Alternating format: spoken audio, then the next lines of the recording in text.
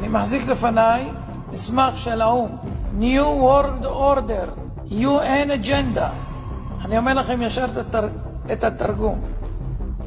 סדר עולמי חדש של האו"ם בין השנים 2021 עד 2030. לא תאמינו מה שתשמעו. תתכוננו. קחו אוויר, תנשמו, ואל תתייאשו, יש אלוהים למעלה.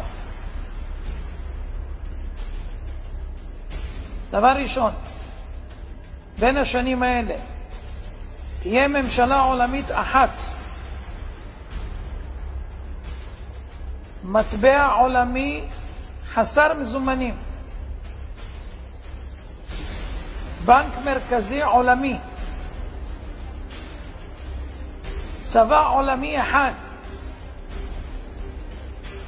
סוף הריבונות הלאומית, סוף כל הריבונות הלאומית, סוף כל הרכוש בבעלות פרטית,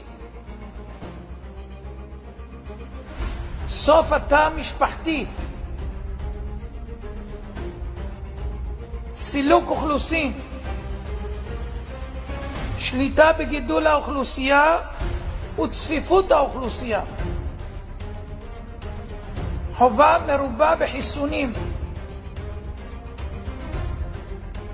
הכנסה בסיסית אוניברסלית, הכוונה משכורת סנא,